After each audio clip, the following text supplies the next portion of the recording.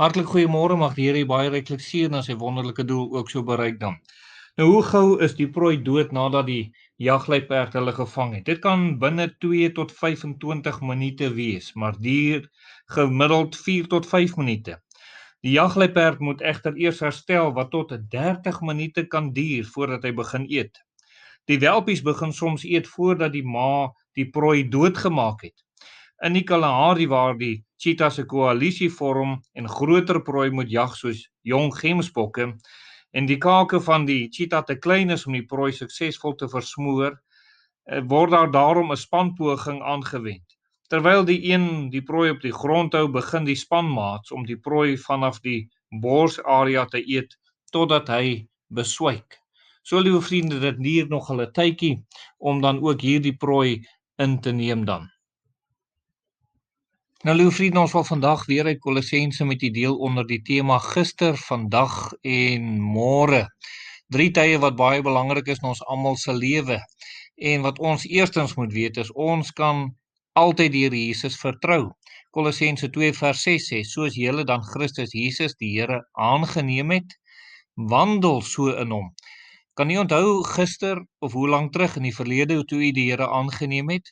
U moet so met hom wandel. Vandag en môre moet u die Here nog net so bly dien. Want dit kan nie op 'n ander manier gebeur nie. As ek die Here algeheel vertrou het, moet ek die Here vandag algeheel vertrou. En net so met môre ook.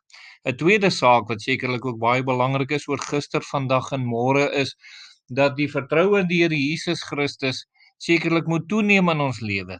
Kolossense 2 vers 7 sê: "Gewortel en opgebou in hom en bevestig in die geloof, soos julle geleer is, terwyl julle daarin oorvloedig is in danksegging."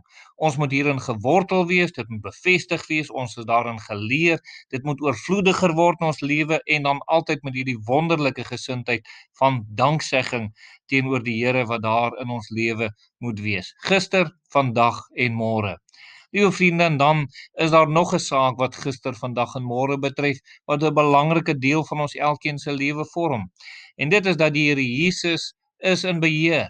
Hy bly die hoof van alles. Soos wat die Here die hoof van die gemeente is hy die hoof van u. Kolossense 1 vers 18 sê, en hy is die hoof van die liggaam, naamlik die gemeente. So bly die Here die hoof oor ons lewe in elke opsig. Nie een deel van my lewe of u lewe kan ons onder eie beheer neem nie. Dis waar die probleem kom in ons lewe. Ons moet dit aan die Here oorgee. Dan sal die Here net soos gister, vandag en môre in beheer van u lewe wees. Kolossense 2 vers 9 sê: "En nie vashou aan die hoof nie." Dis jammer dat hulle dit nie gedoen het nie. Hy sê maar ons moet dit doen. Uit wie die hele liggaam deur die gewrigte in verbinding ondersteuning ontvang en saamgebind word en so met goddelike groei groot word.